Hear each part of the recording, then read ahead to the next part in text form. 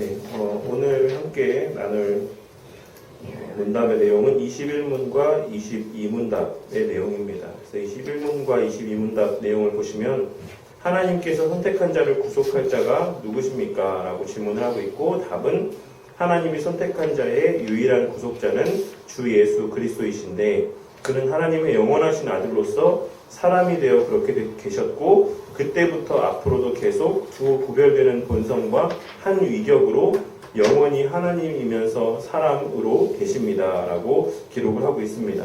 22문은 하나님의 아들이신 그리스도께서 어떻게 사람이 되셨습니까? 답은 하나님의 아들 그리스도께서 사람이 되신 것은 참 몸과 이성적인 영혼을 취하셔서 성령의 권능으로 처녀 마리아의 복중에 잉태되어 나셨으나 죄는 없으십니다. 라고 기록을 하고 있습니다. 그래서 우리가 앞전에 20문까지의 기록을 통해서 오직 구속자를 통해서만 우리의 그 모든 죄의 문제들이 해결될 수 있다라고 이야기를 했습니다. 그래서 자연스럽게 그에 대한 이어서 나오는 질문이, 그러면 그 구속자가 도대체 누굽니까? 라고 하는 질문이 나올 수 있겠죠. 그래서 그 구속자가 누구냐라고 하는 그 질문에 대한 답이 바로 예수님이다라고 하는 답으로 이어지게 되는 것이고, 그래서 이 21문부터 이어지는 그 뒤에 그 모든 내용들은 또 예수님에 대한 내용들로 채워지게 되는 것이에요. 그래서 예수님이 그럼 어떤 분이신가라고 하는 것들에 대해서 계속해서 또한 다루게 될 것입니다. 그래서 21문에 있는 내용들에서만 우리가 핵심적으로 짚어야 될 내용들을 몇 가지 보시면, 유일한 구속자다라고 하는 표현을 우리가 또 주의해서 볼 필요가 있어요. 그러니까는 예수님 외에는 우리의 죄를 대속할 수 있는 대상이 존재하지 않는다라는 것입니다. 이 말은 다시 말하면 예수님 외에는 우리의 구원자, 구원에 이룰 수 있는 길이 없다라고 하는 그 말씀과도 맥을 같이 하는 표현이라고 할 수가 있는 것이죠. 그래서 주 예수 그리스도라고 표현을 하고 있다는 것도 우리가 좀 주목해서 볼 필요가 있고, 이 주 예수 그리스도라는 의미의 그런 내용들을 뒤에 좀 더 세부적으로 깊이 있게 논하도록 하겠습니다. 그리고 그는 하나님의 영원하신 아들이다 라고 하는 것, 그리고 사람이 되어 그렇게 계셨고 그때부터 앞으로도 계속 두 구별되는 본성과 한 위격으로 계신다. 그러니까는 사람이 되시기 전에는 우리 예수님께서 말씀으로 계셨죠. 말씀으로 계셨는데 성육신에서 오신 이후부터는 계속해서 이 육신을 입고 계신다라고 하는 것이 또한 하나의 핵심이라고 할 수가 있습니다. 그런데 중요한 것은 두 구별되는 본성, 인성과 신성이 한 위격으로 영원히 하나님이시면서 사람으로 있다라는 것이에요. 그래서 어쨌든 요거는 또 뒤에 또 부가적으로 생각해 보도록 할게요. 그리고 이어서 어떻게 사람이 되셨는가? 그것은 참 몸과 이성적인 영혼을 취하셨다. 이것이 또한 중요한 이유가 뭐냐면, 그러니까 예수님이 어떤 분이신가에 대해서 고대로부터 수많은 논쟁들이 있어 왔어요. 도대체 예수님이 어떤 분이신가? 예수님이 하나님이냐? 예수님이 아니면 사람이냐? 아니면 하나님이시면서 사람이냐? 이 논쟁들이 사실 초대 교회 때부터 엄청난 많은 의문들과 또한 논쟁들과 이러한 또 이단들을 야기하는 그런 하나의 빌미가 된 그러한 내용들이라고 할 수가 있습니다. 그래서 빌라도도 예수님에게 질문을 하죠. 네가 유대인의 왕이냐? 그러니까 이 말은 네가 도대체 누구냐? 네가 어떤 사람이냐? 어떤 존재냐? 라고 하는 것을 묻는 질문이라고 할 수가 있습니다. 그런데 그 질문에 대해서 예수님께서 가장 명확하게 성경을 통해서 우리에게 나타내 보여주신 답이 뭐죠? 이제 제자들에게 질문을 하죠. 오히려 예수님께서 사람들이 뭐라 나에 대해서 뭐라 하느냐? 그래서 여러 가지 이야기들을 합니다. 선지자라고도 하고 이렇게 얘기합니다. 그랬더니 예수님께서 제자들에게 질문하시기를, 그러면 너희는 나를 무엇이라 하느냐? 너희는 나를 누구라 하느냐? 라고 질문을 합니다. 그것이 예수님께서 어떤 분이신지에 대해서 가장 잘 나타내 보여주는 핵심적인 표현이라고 할 수가 있어요. 그래서 그 말을 베드로가 고백했을 때, 주는 그리스도시요 살아계신 하나님의 아들이십니다라고 하는 그 표현을 했을 때에 네가 복이 있다라고 이야기하면서 예수님께서 하신 말씀이 뭐냐면, 그것을 알게 하신 이는 하나님이시다라고 말씀을 하고 있어요. 그러니까 그 고백이 하나님으로부터 온 그리스도에 대한, 예수님에 대한 참된 고백이고 진리다라는 것을 예수님께서 확증해 주신 겁니다. 그러니까 이 표현은 예수님에 대한 주는 그리스도시요 살아계신 하나님의 아들이라고 하는 예수님에 대한 이 표현이 하나님께서 인정해 주신, 공인해 주신 예수님에 대한 가장 정확한 표현이다라고 하는 그런 의미가 그 대화의 내용들 가운데 담겨져 있다라는 것이에요. 여기서 중요한 것은 무엇이냐면 우리가 예수님을 무엇이라 고백하면서 살아가는가 라는 것이 핵심입니다. 우리가 예수님을 무엇이라 고백하며 살아가는가. 사람들이 그렇게 이야기하는 거 말고 다른 사람이 주는 그리스도시요 살아계신 하나님의 아들입니다라고 이야기하는 것 말고 너희는 나를 무엇이라고 하느냐, 너는 나를 무엇이라고 하고 살아가느냐 라고 나에게 묻고 있는 질문이다라는 것이 또한 하나의 핵심이라고 할 수가 있을 것입니다. 어쨌든 그리스도가 어떤 분이신가 라는 것은 곧 기독론의 핵심이라고 할 수가 있습니다. 그리스도에 대한 교리의 핵심이라고 할 수가 있는 것이고 예수님의 어떤 존재에 대한 그리고 그분과 우리의 관계에 대한 이 두 가지 부분으로 우리가 또한 나누어서 이 고백에 대해서 생각해 볼 수가 있을 것이다라고 생각을 합니다. 그래서 이 페이지에 보시면 이제 그 내용들에 대해서 구속자란 하나님이 선택한 자를 구속할 사람이다라고 그 이야기하고 있고 그 사람은 그 존재는 그 대상은 오직 예수 그리스도뿐이다라고 고백을 하고 있습니다. 그래서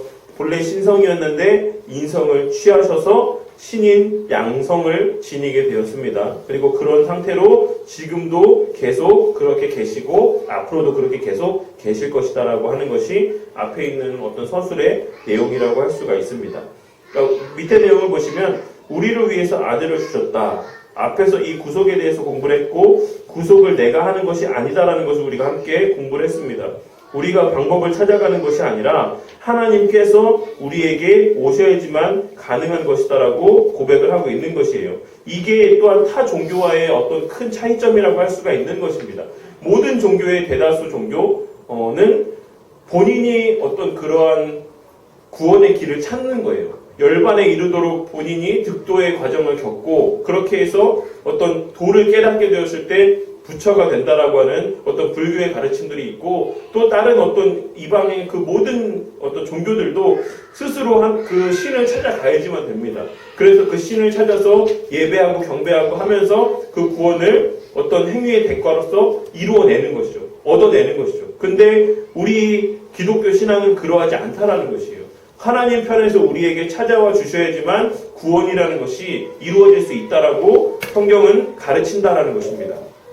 하지만 이제 오늘날 상당수의 경우들 가운데에 어떤 일명 구도자 예배라고 하는 것들을 드리는 경우들이 있어요. 그러니까는 스스로가 이렇게 막 찾을 수 있는 길들을 제공해 주는 것이죠. 그래서 사람 편에 마치 구원을 얻을 수 있는 어떤 그런 능력이 사람 편에 있는 것처럼 그렇게 사람들에게 가르치고 이야기하고 그런 의식들을 심어주는 그런 모습들이 교회 가운데서도 많이 있습니다. 그래서 사실 그 얘기를 하자면 또 길지만 어쨌든 우리 신앙은 그와 같지 않다라는 것, 그 구원의 주권이라는 것이 오직 하나님 편에만 있다라는 것을 우리가 핵심적으로 기억을 하시면 되겠습니다. 그래서 그 구체적인 방식으로 하나님께서는 우리를 구속해 주실 구속자를 주신다라고 하셨습니다. 그래서 21문에서는 그 구속자가 누구냐라고 질문을 하고 있는 것이고 그 질문에 대한 대답으로 주 예수 그리스도를 소개를 하고 있는 것입니다.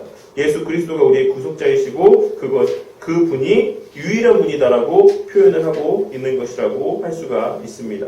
3페이지에 보시면 이제 그 표현에 대해서 주 예수 그리스도라고 하는 표현에 대해서 우리가 생각을 해볼 텐데 이 주 예수 그리스도라고 하는 표현은 우리가 아무 의미 없이 그냥 고백하는 표현일 수도 있지만 사실 이 주 예수 그리스도라고 하는 이 표현 가운데는 예수님에 대한 모든 핵심적인 의미와 가치가 다 들어있어요. 그래서 그 내용을 한번 보시면 첫 번째로 예수라고 하는 이름, 이것은 여호와는 구원이시다라고 하는 구약의 어떤 의미가 담겨져 있는 여호수아의 헬라어식 표현입니다. 그래서 이는 천사가 일러준 대로 자기 백성을 저희 죄에서 구원할 자라고 하는 의미를 담고 있는 의미의 이름 표현이라고 할 수가 있습니다. 그래서 모세의 후계자였던 여호수아, 대제사장이었던 여호사닥의 아들 여호수아, 이 두 사람은 예수님에 대한 예표적인 성격을 띠고 있던 사람들이었다라고 할 수가 있어요. 그래서 여호수아가 한 일이 무엇입니까? 가나안 땅으로 이스라엘 백성들을 들어가게 하는 그런 또 인도하는 역할을 감당했죠.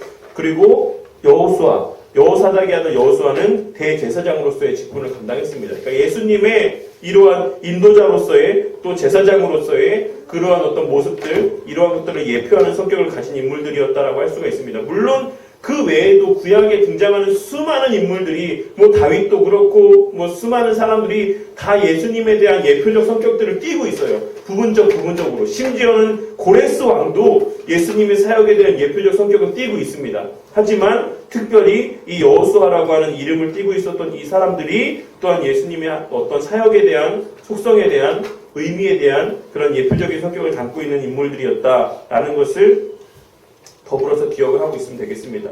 그 신학적인 의미에서 볼 때 특별히 예수라는 명칭은 영원한 말씀이 육신이 돼서 동정녀 마리아에게 나심으로써 구체적인 역사 가운데 오신 그의 참된 인성을 드러내는 표현이라고 할 수가 있어요. 구원할 자, 구원할 사람라고 하는 이 의미에서, 이 맥락에서 이 예수님의 인성에 대해서 나타내 보여주는 이름이다, 표현이다, 그런 의미를 갖고 있다라고 할 수가 있습니다. 그리고 그리스도라는 것은 우리가 여러 번 이야기했죠. 메시아의 번역으로서 기름을 부음받은 자라는 기본적인 의미를 갖고 있다라고 말씀을 드렸습니다. 그래서 구약에서의 기름 부음을 받는 직분이 선지자와 제사장과 왕, 이 세 가지 직분이 있는데 그 세 가지 직분에만 특별히 기름을 부음을 하는 과정을 통해서 직분을 세우는 이유는 그것이 예수님을 예표하고 예수님의 사역을 예표하고 있기 때문에 그렇다라고 여러 번 말씀을 드렸죠. 그래서 예수님께서 십자가에 달려 죽으심을 통해서 이 세 가지 직분을 안고 십자가에 달려 죽으신 거예요. 무슨 말씀인지 아시겠죠?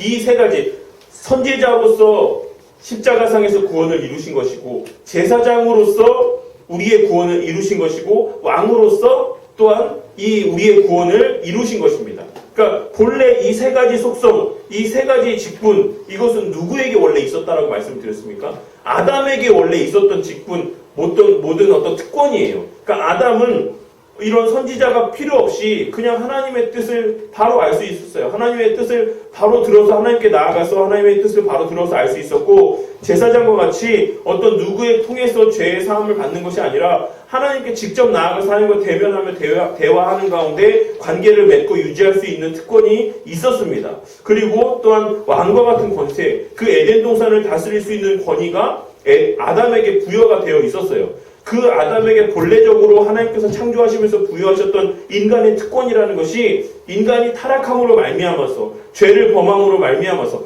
하나님과의 관계가 단절됨으로 말미암아서 그 특권들이 우리에게서 사라졌다라는 것입니다. 그 특권을 빼앗겼다라는 것이에요. 근데 하나님께서 그냥 그 상태에 우리를 내버려 두신 것이 아니라 우리를 불쌍히 여기셔서 구약시대에 제한적으로 이 세 가지 사람들, 직분의 사람들을 세워주셔서 그 직분들, 그 권리들, 그 특권들을 부분적으로나마 누릴 수 있도록 은혜를 베풀어 주신 것이죠. 선지자를 통해서 하나님의 뜻을 알 수 있도록, 제사장을 통해서 그 죄 문제를 해결받을 수 있도록, 이 여러 가지 특권들을 통해서 또한 왕을 통해서 어떤 가시적인 하나님의 통치를 경험할 수 있도록 이러한 은혜들을 베풀어 주신 것입니다. 부분적으로. 근데 그 제한적이고 부분적이었던 특권이 예수님께서 오시고 예수님께서 십자가에 달려 죽으심을 통해서 우리에게 완전하게 회복이 되었다는 것이에요. 그래서 이 시대를 살아가는 우리는 더 이상 어떤 선지자를 통해서만 말씀을 듣는 어떤 그러한 어떤 제한적인 상황 가운데 놓여있지 않다는 것이죠. 어떤 부분적으로나마 우리가 사사로이 풀 수 없는 그런 어려운 구절의 성경의 말씀들이 있긴 하지만 그 성경의 구절의 말씀들은 제가 뭐라고 말씀드렸습니까? 우리의 구원과 관계 있는 말씀은 아니다라고 말씀을 드렸어요. 우리의 구원과 관계되어 있는 모든 성경의 말씀은 개개인이 성경의 말씀을 읽고 듣고 묵상하는 가운데 하나님의 성령 하나님의 조명하심을 통해 깨달을 수 있는 열려있는 지식들입니다. 그래서 목사를 통해서만 성경의 말씀을 해석하고 들을 수 있는 것은 아니에요. 물론 그와 같이 부분적으로 우리가 해석할 수 없는, 사사로이 풀 수 없는 이제 그러한 어떤 부분들에 있어서 우리의 실제 삶에 있어서의 그리스도인의 삶에 있어서의 어떤 구체적인 삶의 적용의 부분에서는 목사가 어떤 공인된 신학 공부를 통해서 또한 신학적 전통들을 연구하고 한 그런 해석들을 통해서 우리가 가르치고 배워야 될 필요가 있긴 하지만 우리가 구원에 있어서의 그 모든 성경의 지식들은 더 이상 어떤 그 사이에 중보자가 어떤 매개체가 필요하지 않다라는 것입니다. 그것을 우리가 또 기억해야지만 되고 또 그래서 오늘날에도 선지자가 존재한다라고 하는 말들이 얼마나 무식한 말인지를 기억하셔야지만 돼요. 예수님께서 십자가에 달려 죽으심을 통해서 그 모든 직분을 성취하셨음에도 불구하고 오늘날에도 선지자가 있다라고 하는 표현들이 얼마나 성경을 모르고 무지하고 그리스도에 대해 무지하기 때문에 나오는 말인지를 기억해야지만 된다는 것입니다. 그리고 우리가 더 이상 어떤 제사장, 어떤 대리자를 통해서 우리 죄 문제가 해결받는 것이 아니다라는 것이죠. 그래서 그냥 스스로 하나님 앞에 죄를 고하고 죄 사함을 받으면 됩니다. 어떠한 로만 카톨릭에서처럼 사제에게 죄를 고하고 사제를 통해서 죄사함을 받고 이런 과정들이 필요하지 않다는 것이에요. 제가 늘 말씀드리지만 천주교는 제사를 오늘날에도 계속 드리고 있는 것입니다. 그렇기 때문에 제사장적 개념에서의 사제의 역할들이 필요한 것이에요. 죄를 사하여 주시는 데 있어서도 제사를 드림에 있어서도. 근데 그것도 얼마나 무식한 것인지 알겠죠. 이제 그리스도께서 그것을 모든 것을 성취해 주셨고 성령 하나님이 내주하시기 때문에 우리는 그냥 스스로 하나님 앞에 나아가서 내 죄를 고백하고 죄사함의 은혜들을 받아 누리면 되는 것입니다. 그리고 우리가 더 이상 피조물로서의 어떤 수동적인 삶을 살아가는 존재들이 아니에요. 우리가 바른 성경적 가치관을 갖고 살아갈 때에 더 이상 물질에 매여 사는 삶을 살아가지 않고 피조 세계에 매여 살아가는 삶을 살지 않습니다. 사망에 매여서 사망을 두려워하면서 살아가지 않게 되는 것이에요. 왜? 사망 이후의 삶에 어떤 우리의 기다리고 있는 내세의 삶이 있는지를 알기 때문에 그렇습니다. 물질이 어떤 용도인지를 알기 때문에 그래요. 물질은 하나님께서 나에게 하나님의 영광을 드러내기 위한 수단으로서 주실 수도 있고 주시지 않을 수도 있고 그에 따라서 하나님의 영광이 달라지는 것이 아니다라는 것을 우리는 알고 있기 때문에 물질에 매여가는 삶을 살지 않을 수가 있다는 것이에요. 하나님께서 주시는 만큼만 자족하면서 그 안에서 최선을 다해 하나님을 섬기며 살아가는 것이 바로 주권적인 삶을 살아가는 그리스도인의 합당한 삶의 모습이 된다는 것입니다. 그저 돈을 좀 더 벌기 위해 아둥바둥하며 그냥 편법까지 써가며 사람들의 지탄과 손가락질을 받으며 그렇게 많이 헌금하겠다라고 살아가는 삶이라는 것은 본질적으로는 하나님을 머리로 두고 살아가는 왕적인 삶을 살아가는 것이 아니라 물질을 머리로 두고 살아가는 삶이 된다는 것이에요. 아무리 입으로는 내가 돈 많이 벌어서 헌금하면서 교회 세우겠다라고 이야기할지라도 우리가 헌금을 많이 하고 적게 하고 하는 거에 따라서 하나님의 나라에 어떤 교회가 세워짐에 있어서의 차이가 발생하는 것은 아니다라는 것입니다. 어떤 그러한 것들, 어쨌든 우리가 그리스도라고 고백하는 그 이름 가운데는 이런 폭넓은 또 광범위한 어떤 깊이 있는 그런 의미들 또한도 여기에 담겨져 있다는 것을 우리가 기억을 해야지만 되겠습니다. 그리고 이제 마지막으로 주라는 것, 일반적으로 구약에서의 하나님과 동일한 호칭의 의미의 표현이라고 할 수가 있습니다. 그래서 퀴리오스라는 칭호는 성부 하나님과 예수 그리스도 모두를 지칭하는 것으로 사용이 되고 있습니다. 그렇기 때문에 예수님을 주라고 부르는 것은 예수님을 하나님으로 부르는 것이고 하나님의 아들로 부르는 것이고 곧 그의 참된 신성을 분명히 드러내는 표현이라고 할 수가 있는 것이에요. 그래서 주 예수 그리스도라고 하는 이 이름의 표현 가운데는 하나님으로서의 예수님과 인간으로서의 예수님에 대한 고백, 그리고 그 신으로 또한 동시에 인간으로 오셔서 이 땅에서 달성하신, 성취하신 예수님의 사역에 대한 그 모든 신앙의 고백들이 여기에 담겨져 있는 것이라고 할 수가 있는 것입니다. 그래서 결론적으로 요약하자면 우리 주 예수 그리스도라는 명칭은 예수님과 관련해서 우리의 모든 신앙 고백을 한마디로 요약하는 것이며 또한 각각의 명칭은 서로 떼어 나눌 수가 없는 것이다라고 할 수가 있습니다. 그래서 성육신, 구속자의 조건, 21문은 계속해서 하나님이 우리를 제대로 구속하시기 위해서는 아주 까다로운 조건을 충족시킬 구속자가 필요하다는 것을 이야기를 해줍니다. 왜 중보자가 예수님밖에 될 수가 없느냐라고 하는 질문에 대한 중요한 대답인 것이라고 할 수가 있는 것입니다. 그래서 예수를 구속자로 고백하지 않는 다른 종교들과의 차이점도 바로 여기서 나온다라고 할 수가 있는 것이죠. 그래서 예수님께서 완전한 인간이셔야지만 되는 이유가 무엇이냐면 인간으로서 모든 것을 겪으셔야 됐기 때문에 그래요. 왜냐하면 인간의 죄 문제를 해결하시기 위해서 오신 것이기 때문에 그렇습니다. 인간만이 인간의 죄를 인간의 대표로서 해결할 수가 있기 때문에 예수님은 인간이셨어야지만 됐다라는 것이에요. 그러면 또 왜 하나님이셔야지만 됐는가? 이 죄의 삭은 사망이라고 하는 그 모든 하나님의 진노를 견디고 이겨낼 수 있는 그 모든, 그리고 죄의 유혹으로부터 견뎌낼 수 있는 대상은 하나님밖에 없기 때문에 그렇습니다. 그래서 신이자 인간으로서 예수님께서 이 땅에 오셔서 인간으로서의 대표로 그 모든 죄를 짊어지시고 하나님으로서 그 모든 죄의 문제에 있어서 승리하시고 그 승리하신, 성취하신 그 의와 그 죄의 문제의 그 모든 결과들을 수동적인, 능동적인 순종의 결과에 그런 모든 유익들을 우리에게 부여해 주셨다는 것이죠. 그렇기 때문에 예수님은 완전한 신이시자 완전한 인간으로 이 땅에 오셔야지만 되었다라고 할 수가 있는 것입니다. 벨직 신앙고백서 19항에 보시면 아들의 한 인격 안에 있는 두 본성이라고 하는 그런 내용에 대한 언급들이 기록이 되어 있습니다. 우리는 아들의 인격이 잉태로 말미암아 인성과 서로 나눌 수 없이 신성이 서로 나눌 수 없이 연합되어서 두 하나님의 아들이 있는 것도 아니고 두 인격이 있는 것도 아니고 한 인격 안에 연합된 두 본성이 있다라고 믿습니다. 양성은 각기 그 자체의 독특한 속성을 가지고 있습니다. 즉 하나님의 아들의 신성은 시작한 날도 없고 끝도 없이 항상 창조되지 않은 상태로 남아있고 하늘과 땅에 충만합니다. 그분의 인성도 그 자체의 속성을 상실하지 않았습니다. 그분의 인성은 시작된 날이 있고 창조가 되었습니다. 그분의 인성은 유한하고 참된 몸의 모든 속성들을 다 가지고 있습니다. 비록 그분이 부활로 말미암아 당신의 인성에 영속성을 부여하셨을지라도 그분은 그 인성의 실체를 바꾸지 않으셨습니다. 이 말은 그러니까 육신을 입고 있으시되 그 육신이 지금의 우리의 육신과는 다르다라는 것이죠. 부활체. 그러니까 너희의 육신이 내 육신과 다르다라고 예수님께서 하신 말씀에서와 같이 여기에 분명히 우리와 같은 육신의 이러한 실체를 지니고 있지만 그 육체에는 하나님이 부여하신 영속성의 어떤 특권적인 어떤 효력들이 적용되어 있기 때문에 우리의 육신과는 같지 않다라는 것을 의미하는 것이에요. 그럼에도 불구하고 이 어떤 육신의 본체, 우리의 가시적으로 보여지는 그 모양은 버리지 않으셨다는 것입니다. 그래서 이 땅에서 계셨던 예수님의 모습 그대로 예수님께서의 그 육신은 계세요. 그 하늘 보좌 우편에.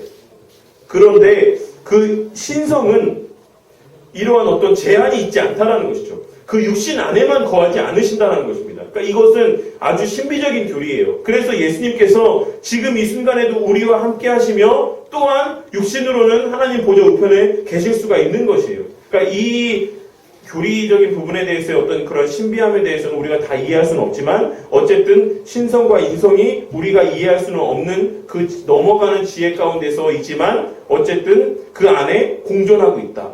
라고 하는 것을 이야기하고 있는 것입니다. 고백하고 있는 것입니다. 그러나 이 두 본성은 한 인격 안에 밀접하게 연합되어 있으므로 그분의 죽으심으로 말미암아 분리되지 않습니다. 그러므로 그분께서 죽으실 때 당신의 아버지의 손에 부탁하신 것은 그분의 몸으로부터 분리된 참된 인간의 영입니다. 한편 심지어 그분이 무덤 속에 있는 동안도 그분의 신성은 언제나 그분의 인성과 연합되어 있었습니다. 그리고 심지어 신성 그 자체가 잠시 동안 나타나지 않았을지라도 신성은 그분이 어린아이일 때에도 그분 안에 있었던 것처럼 언제나 그분 안에 남아 있습니다. 이런 이유로 우리는 그분을 참 하나님이시고 참 사람이시라고 곧 당신의 능력으로 사망을 정복하신 참 하나님이시고 당신의 육신의 연약함에 따라 우리를 위하여 죽으신 참 사람이시라고 고백을 한다라고 할 수가 있는 것입니다. 그래서 예수님의 신성과 인성에 대한 것은 또 따로 떼어서 좀 다룰 시간이 있을 때 좀 더 깊이 있게 좀 이야기를 나누도록 하겠습니다. 그래서 웨스트민스터 신앙고백서 다음 장에 8장에 보시면 중보자 그리스도에 대해서도 기록이 되어 있습니다. 그래서 이 내용들을 쭉 그냥 읽어보시면 되겠고 그 뒷부분만 좀 살펴보고 마치도록 할게요.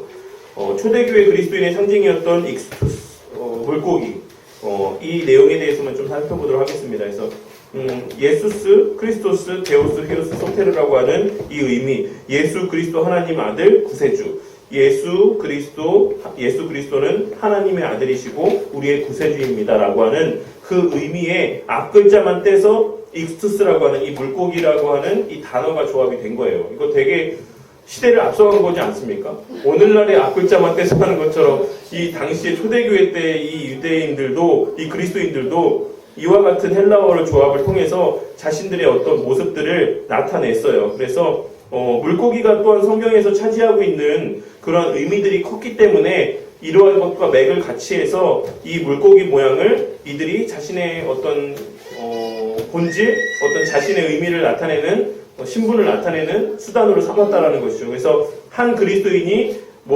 저 사람이 아무리 봐도 그리스도인 같아. 그러면 옆에 슬쩍 가갖고 물고기 반을 싹 그리는 거예요. 그러면 이 사람이 딱 보고 그 물고기 나머지 반을 그리면 이 사람은 그리스도인이고 이 사람은 뭐야? 이렇게 쳐다보면 그 사람은 그리스도인이 아닌 것입니다. 이와 같이 물고기를 통해서 그들의 신앙을 확인하는 또 그렇게 분별하는 수단으로 삼았다라는 것이죠. 그래서 마지막 페이지 보시면 물고기가 그리스도인을 상징하게 된 것은 성경의 사건들에서 힌트를 얻은 것이라고 할 수가 있는 것입니다. 그래서 베드로가 주님의 말씀에 의지해서 그물을 내림으로써 그물이 찢어지도록 고기를 낚은 일이나 부활하신 이후에 갈릴리 바다의 제자들과 함께 고기를 구워 먹은 일이나 돈이 없어서 일행이 공고에 빠졌을 때 베드로가 물고기 입에서 그물을 찾아낸 이야기나 어쨌든 갈릴리 호수를 중심으로 하나님의 사역이 예수님의 사역이 진행되었기 때문에 또한 물고기라는 이 대상물이 매개체가 예수님의 사역에 있어서 어떤 하나의 큰 비중을 차지하기도 했죠. 그래서 어쨌든 뭐 특별하게 물고기에게만 비중을 둘 수는 없지만 어쨌든 그